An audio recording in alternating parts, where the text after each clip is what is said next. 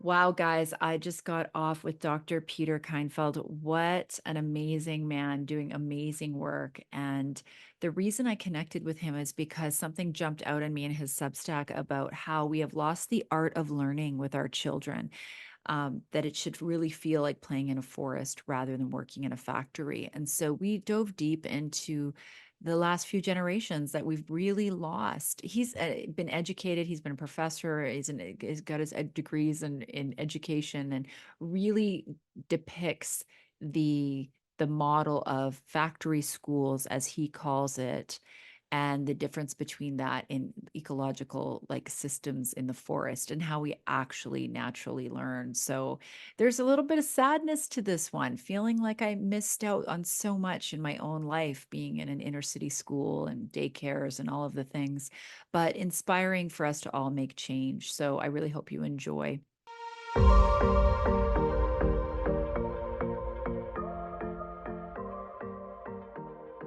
Okay, welcome to the Unschooling the Mind podcast and community Q&A, Dr. Peter Kindfeld. I'm so excited that we finally connected. This is wonderful. A big fan of your work. I've been following you for a while, and I just want to go back to like the first thing that I thought about. The thing that resonated me with the most is when you had talked about how we have lost the art of learning, where it feels like playing in a forest rather than working in a factory. And that just like lit up for me. I was like, that's it. And a lot of us parents, us, newer parents, are waking up to kind of, I'd like to call it almost the scam of the public school education. And I know there's well-intended people that work within that. I know that you're a former professor yourself, and you also are, I think, the co-founder of Hilltop Education Connections, which hopefully you can speak more about. But let's just get right into it and give us a little background about your life and how you kind of came to be a lover of ecology, and where you're at today. Sure. Wow. Well, so I'll take it way back. As a kid, I hated school. I loved being outside. I loved learning. And I was a very, whatever, I guess, thoughtful child. And I wondered, why is that true? Why am I having so much fun learning every place except for this place? Wow. Um, I ended up going to graduate school and getting a degree in education. And as part of that, I taught in a kind of experimental classroom, and it was indoors. But one of the big ideas was sort of sharing control with the kids in the classroom, which at the time seemed kind of like a radical idea. And now it just seems so obvious to me. How could we do anything different? I ended up working in a coordinating a private school, and I kind of developed my ideas a little bit more there.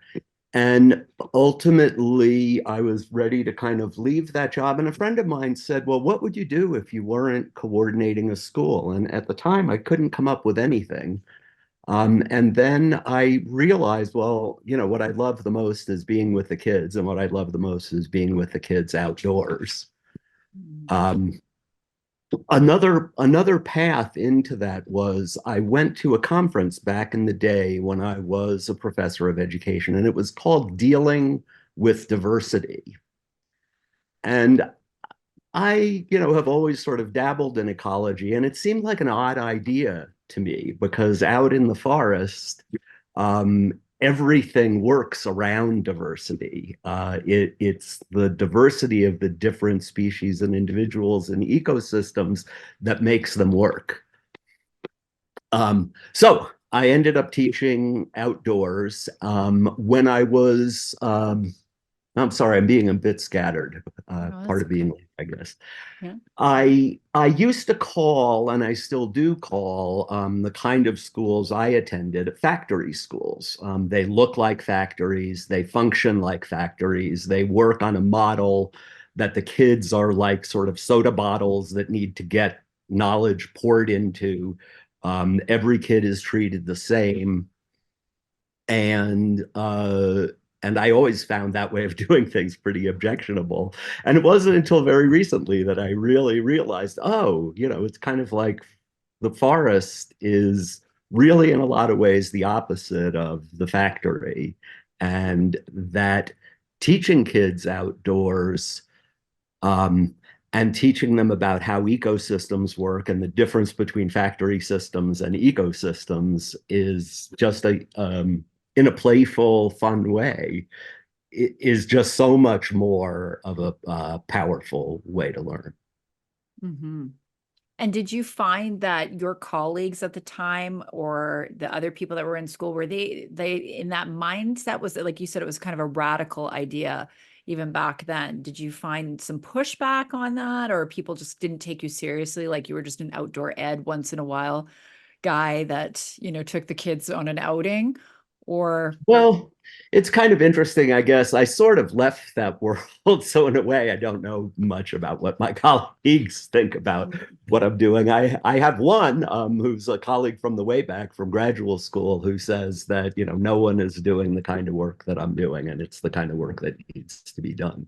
Um, I, I, I'm sort of with you, Tasha, about public schools sort of versus public school teachers. I think that there's a lot of amazing people trying to do good work in public schools. And as far as I can tell, they all know it's broken. And teachers are leaving that industry in droves because they became part of it because they wanted to help children learn, and they recognize that instead largely their jobs have become sort of torturing children by trying to jam enough information into them so that they can pass the standardized tests.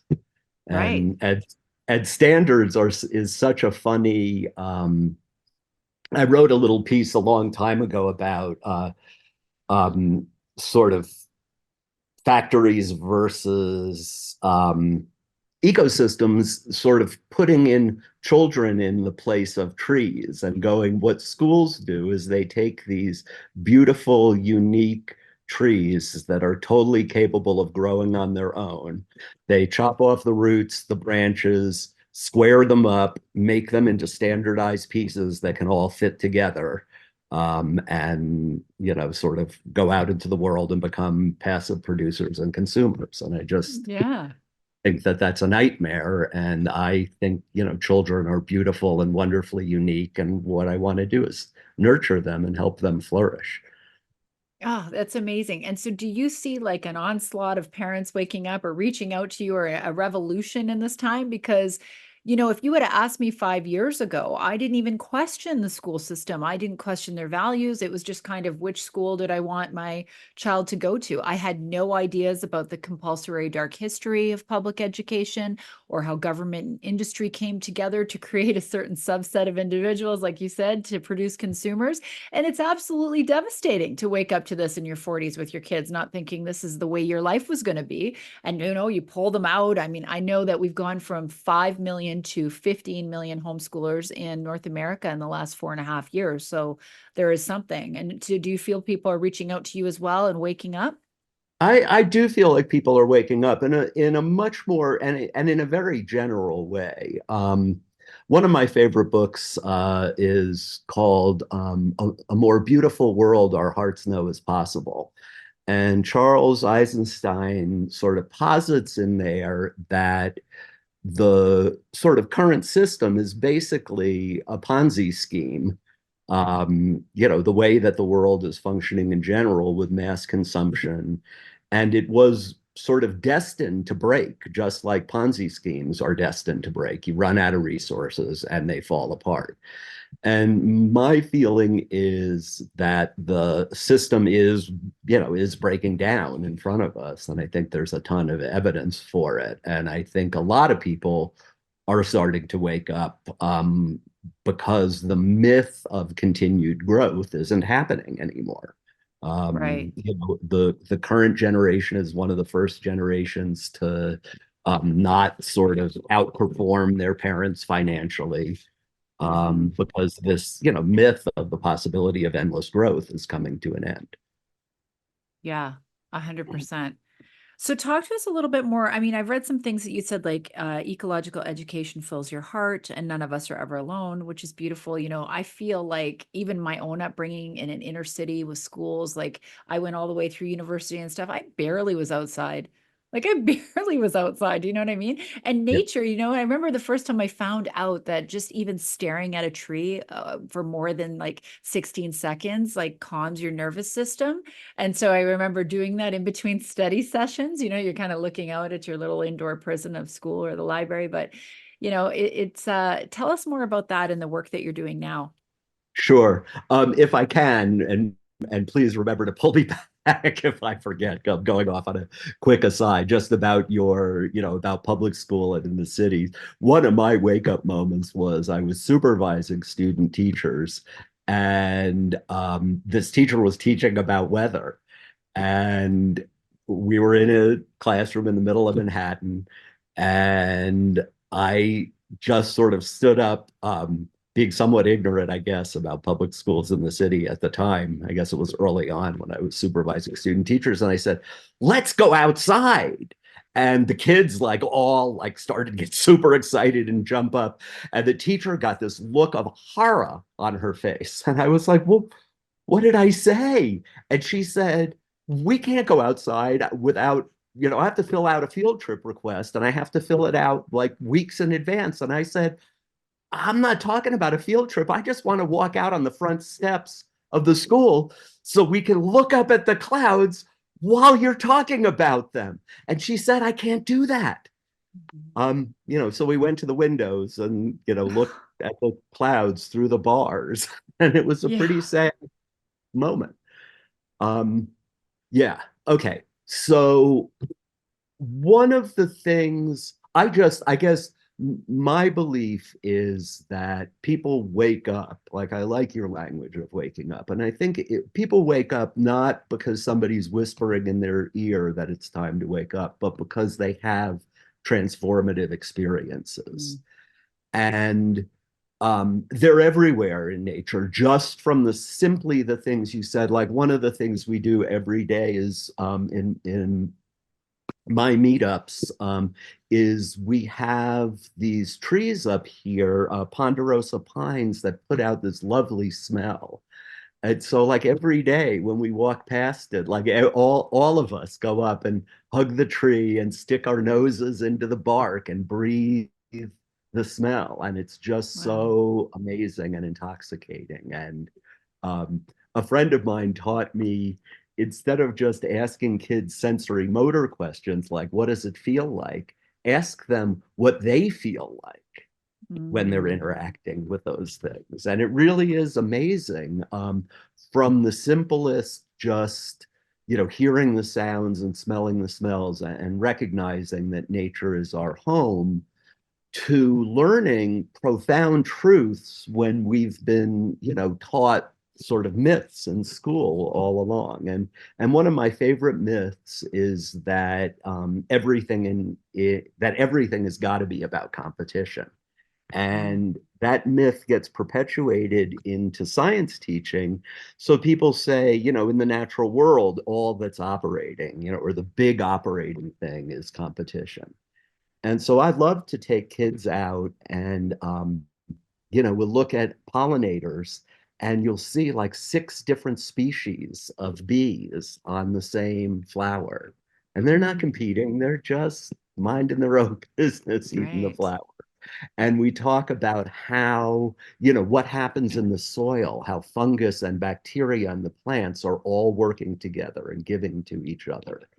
And I think those, in addition to just the experiences, that sort of learning about how ecosystems work, um, in the context of experiencing them directly is just super, super powerful.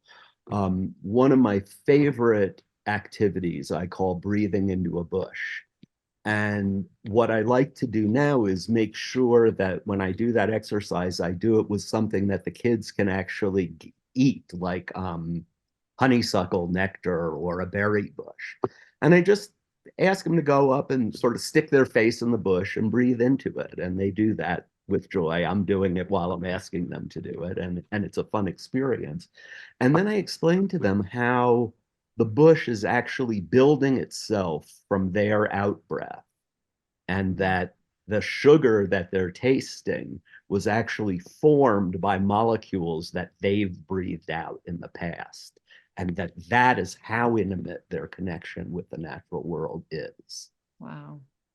Wow. Um, if I can, I wanted to take a shot at, to sort of give folks some perspective. Some of my favorite silly questions that homeschoolers get asked, and kind of what my answer is, kind of Hmm. from this angle. Please do. Okay, so one of my favorites, and I'm sure you've all heard this before, is, but what about socialization? Right? One of my favorites. Oh my. So, I think I already mentioned. So, kids are in a classroom with 30 other kids their age and a teacher in front. That's how they spend most of their time in school. And the teacher talks and they sit and listen. So they're being socialized indeed to be passive consumers. And then they're asked to, write their little paper to the teacher's specs and standard producers. And so that's their socialization, right? Hmm. Um, in forests are based around community. I'm sorry, one of my other favorite questions. And Tasha, you asked me this. Do I? And it really got me thinking. Do I think parents are qualified to educate their children? Right. So let's take a step back and see, kind of what happens in public schools as far as sort of being qualified. You've got a teacher, you've got 30 kids. Um, you've also got this funny, bizarre model that kids learn, just by consuming, that they're going to consume information, and that the best way for them to be exposed to information is in the sequence of a card catalog, right? So card catalogs are great tools if you want to find something in a library. But whoever came up with the idea that you needed to teach sections of the card catalog one at a time is kind of a funny thing. Um, my experience in the forest with kids is that we wander with knowledge just like we wander in the forest, and we come upon things from different angles and integrate them more, from coming at them from all these different places than we ever could by consuming them sort of one card at a time.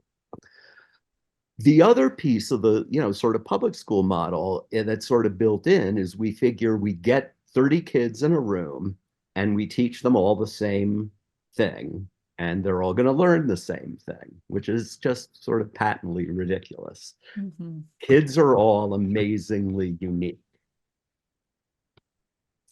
How a teacher comes to, in elementary school, let alone in high school, in elementary school, comes to know the uniqueness of 30 kids in the depth that a parent does, sort of seems impossible to me.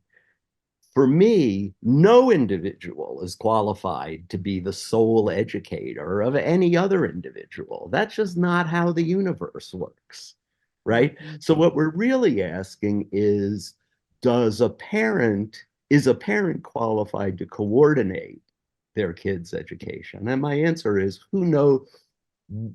What you need to know to facilitate someone's education is the person whose education you're facilitating is way Right. more important than having all of the expertise in all Right. of the subject areas, which You know, nobody.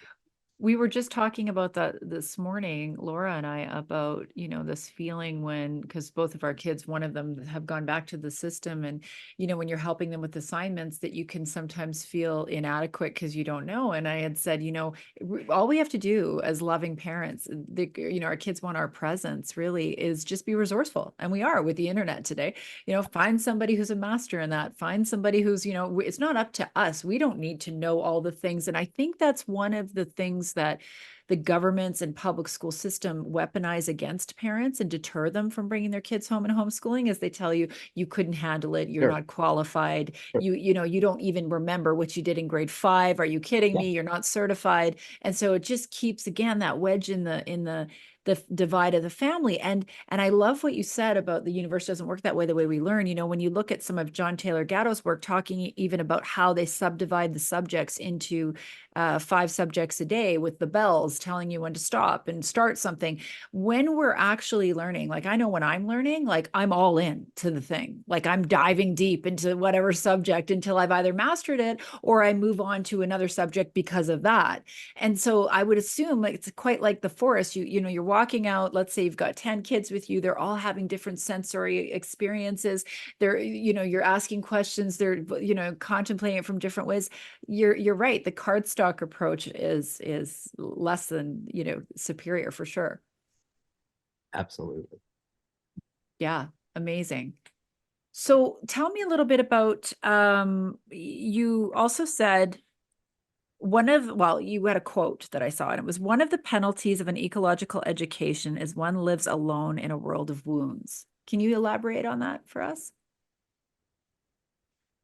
Oh, right. I was I think the quote this was relatively recently, the the myth of teaching children that everything is separate and isolated, right, it's a very, very sad world. Um, the sort of one way of talking about like my worldview or an ecological worldview is a kinship worldview. We are in relationship with everything. Our relationship with plants is, as I mentioned, is so amazing. They actually build themselves from our waste product. We help them by eating their fruits and spreading their fruits. The way that the world works is a world of deep, deep interconnection. And the feeling of isolation that we get from the factory model, where everything is treated as separate and independent, is depressing. Mm. Not only is it depressing, it's another thing I like to talk about in terms of being, sort of just living in that factory world, is that it's akin to living on a cruise ship. So living in the natural world and not having any skills, not knowing how we can eat from nature, not knowing how to collect food, not knowing how to stay warm, is akin to living your life on a cruise ship without knowing how to swim. Mm. Whether you know it or not, you have to have a feeling inside that, like, ah, I'm surrounded by water, and if I was ever in it, I would just drown. That's that same feeling of living in this isolated technological world without having any nature skills. um, you're sort of aware that if I was on my own, in what is humanity's home out there, um, that I would drown. And so I think the myth of isolation that comes from factory thinking, and the only being schooled about how to survive in a factory world, leaves us feeling sad and anxious. 100%. I mean, this is what's so, it's maddening to me. Like when I look back and think of all the years I spent in school, all the years I spent in university, I still don't know. I'm just learning in the last 4 years, like how to do a garden, how to get stored food, how to build a fire, got my gun license, like all the things that are actually important.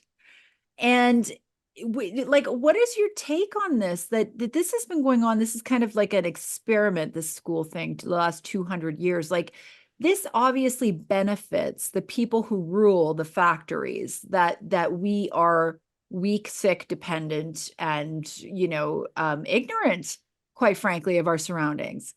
Oh, Do you? absolutely.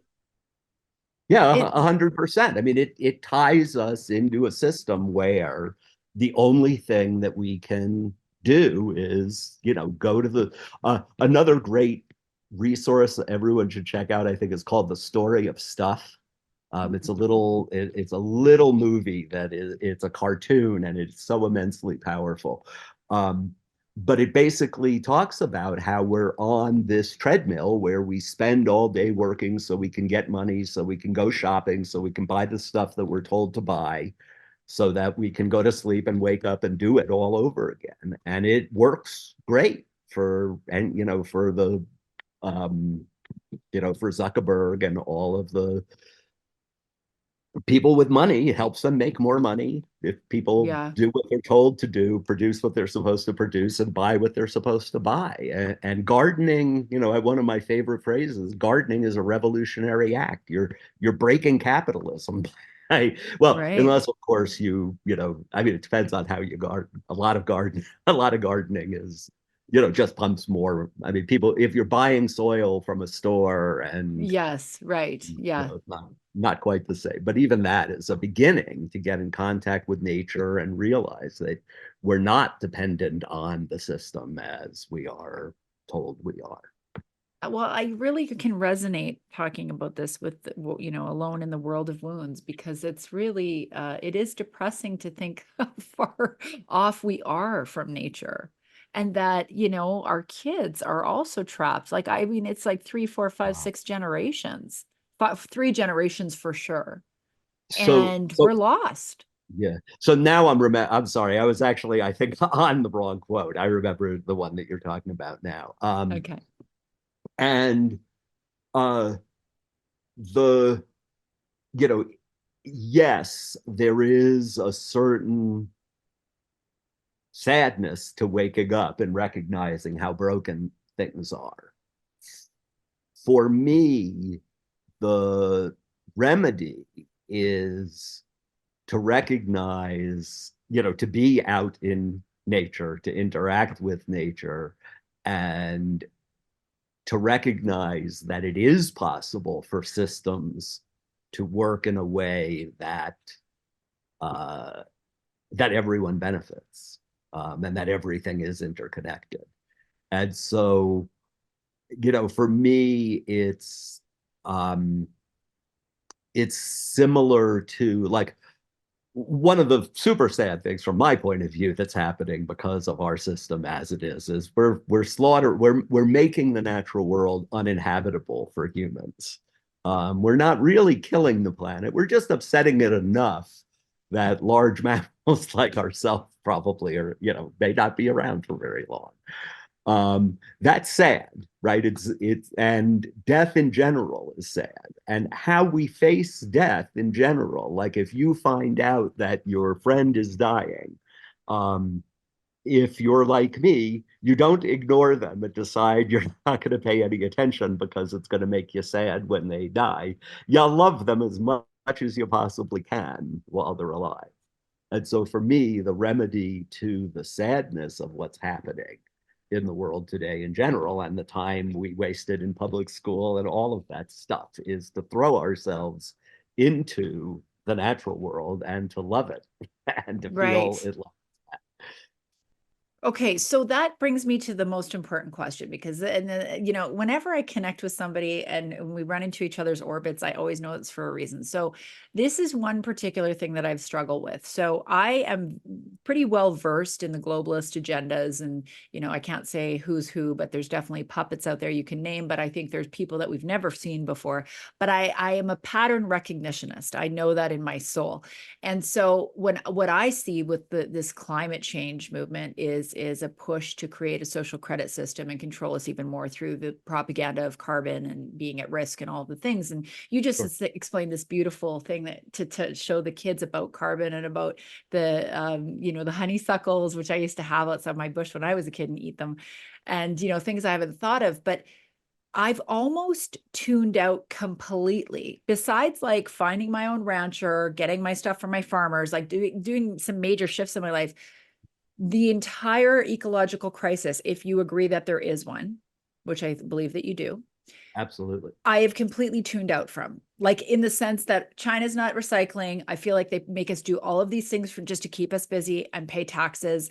The climate agenda is there to control us. So I just completely tune it out. And I don't want to, because, like, even as I'm listening to you, you're saying the remedy is to jump in and love it. Like, if something was dying that you loved, you would love it to, you would love it. And so how do we reconcile with that and discern between the propaganda? Because I feel like they weaponize our love for humanity, our love for the planet into warring with one another when it's really them that is causing the chaos. For instance, the spraying that they've got going all over the sky that they won't admit to. I have zero desire to have a talk about climate change until somebody addresses that, right? So I feel betrayed, I guess. So how do we reconcile not getting lost in the propaganda of we're in an ecological crisis and have to do this, and the difference between that and this globalist climate change push, if there's even an Right. answer? Well, it's interesting. I guess so. I'll sort of leak my um, my system's view into this a little bit. So for me, I believe that climate change is very real.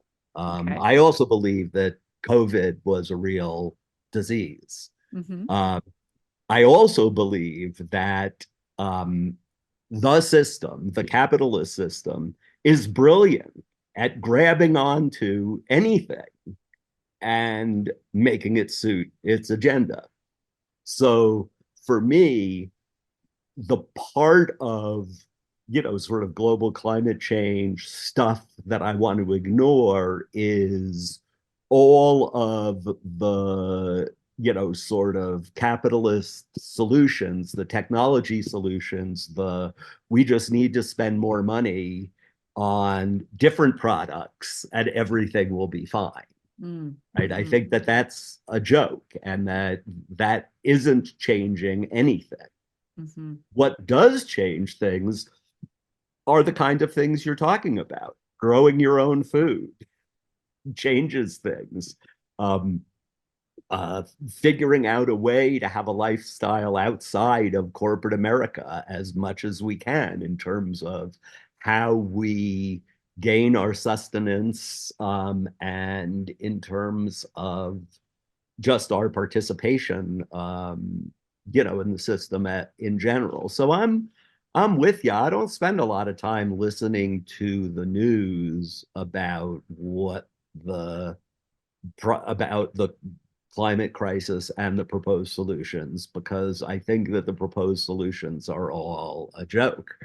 I do um, believe that we have a general ecological crisis and that whether or not we have time to do anything about it is unclear. But what we do have time to do is to live our best lives. Mm. And for me, our best lives are doing our best to live in harmony with the rest of the natural world and including each other.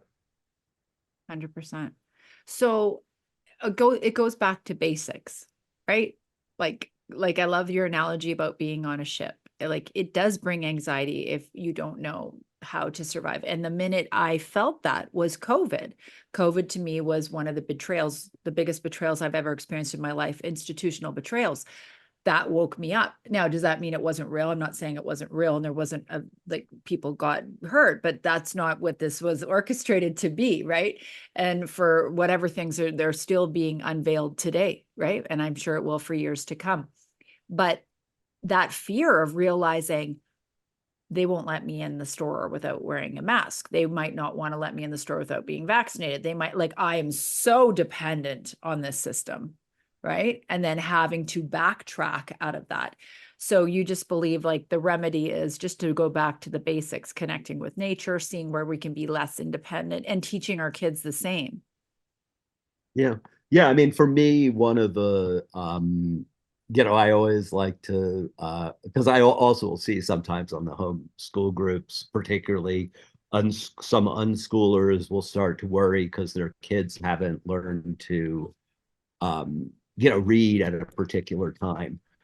Right. where was I going with this? And they'll Back to say, basics.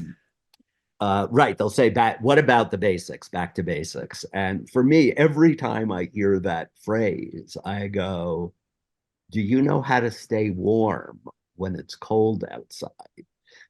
You know, do you Right. know what you can eat and what will poison you?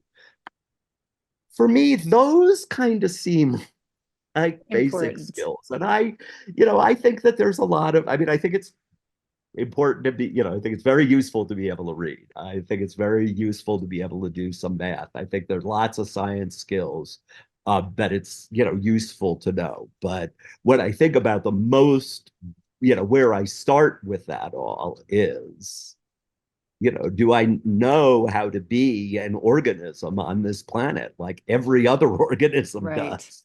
Or Right. am I behind, the bacteria and the worms and the plants and everyone else in terms of my ability to, to survive? So how do we duplicate you all over the world? Because we need these kinds of centers for our kids. Like there's just no options. There's very little options. Well, I don't know. One of my, I mean, thank you. What I am trying to do, you found me via my blog, and what my blog is meant to be is, and ultimately will come out as a book, is a way that families can do nature-based education in this, kind of open, playful, feels not only is out in the forest, but feels like playing in a forest, even when you're learning, like I have taught organic chemistry out in the forest with little molecular model kits while kids were sitting on boulders and having a grand old time. So anyway, I'm trying to share that way of doing things. What's funny about it is that our system is so, I mean, Tasha, you've encountered this in a lot of different ways, that anytime you try and do something out of the system, people don't know really how to respond. So like, for example, my blogs are non-linear. They're not really meant to like start at the first one and go through in any way, because Mm, that's not what I do. What I do is I play in the forest with kids and help them learn things. But it's meant to have, it's meant the blog has content to help the parents learn some of these skills and some of the content, and then also hopefully lots of information about kind of activities that you can do with kids, but also lots of discussion about, like, you don't do these by saying, okay, today we're going to do, breathe into a bush, play the interaction game, we're going to do these 5 things in lockstep. Like, I go, hey, I had some ideas of what we might do today based on what you all seemed to be into last time. Does that mhm. seem like fun? Anybody have any other ideas? And then we go out into the world and we see what happens. Um, Yeah, it's and very, I you're do, in flow. You're in a flow state. yeah, Talk a lot yeah. about And that in unschooling, being in a flow state. state. And there are a lot of other people, also, there are a lot of other people out there who are, who are providing, helpful things in terms of learning ancestral skills and all that kind of stuff. The biggest thing really that I believe, I think that I just discovered this group relatively recently, and I'm not sure if I'm full philosophically in tune, with them or anybody. I don't know if I'm fully philosophically in tune with myself, but I love the group. It's called 1,000 Hours Outdoors, and the what I really love is the move. Um, and what I'm calling the move is going outside. Going outside changes everything. There's a reason why that poor teacher wasn't allowed to take her kids outside, because you know what? It's hard to control kids when they're outside. So if your goal is to have 100% control over children. Outside is a bad place. But if you want to learn what the magic that can happen when you don't have 100% control over kids, just go outside with them. So I spent a lot of time, sort of thinking about like what do I want to do, with teachers or families or whatever? Like what is that, the first move? And it really is, I'm absolutely on board with the founder of 1,000 Hours Outdoors of this, is just get them to go outside. And I Yeah. don't care if they're sitting under their porch on a concrete slab. That's better than, or if they're out on the balcony of their apartment, looking at that there's actually birds that fly in the sky, even in cities. And you can actually grow things out on those balconies. So yeah, for me, the transformative move and my message to your listeners is if you don't do it yet, just start spending time outside. And Hmm. automatically your way of being with your kids changes, and your way of approaching learning changes, and you begin to be driven by the same curiosity that will drive your kids. You start, if you start really looking at plants, you want to know their names, you want to know what eats them, you want to know if we can eat them. Hmm. um, and it kind of drives that curiosity driven learning that's natural to all of us. Hmm. Yeah, 100%. Like in between podcasts and things that I do online or with the kids, I'll often go outside and just be on the grass for even 10 minutes in the sun, just grounding, and even just that alone would completely shift my state or take, whatever's going on with the blue light. Yeah, It eliminates that and it just yeah, completely changes my state. It's so true. So true. yeah. I Well, mean, thank it's just so obvious that nature is our home. We did not evolve in the context of fluorescent lights and square corners and all of the, and the kinds of sounds and lights and smells that we experience. All we have to do is step outside to get reminded, of that connection. yes. 100%. Okay, well, thank you so much for your time, Dr. Kindfield. I'm going to leave your Substack and how people can get and reach out to you in the show notes. So we're going to just stop the portion of the podcast now and move into our private Q&A. So we'll say So goodbye for now and thank you.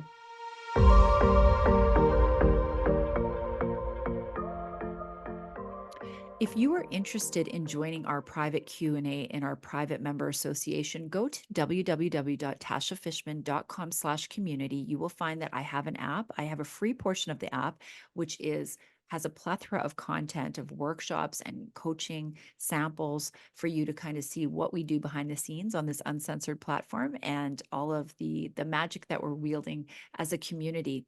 Otherwise, you can go to the premium side where you'll have instant access to 2 to 3 live coaching calls a week and 1 masterclass or workshop a month. So, would love to see you in that container and just head to my website to check it out.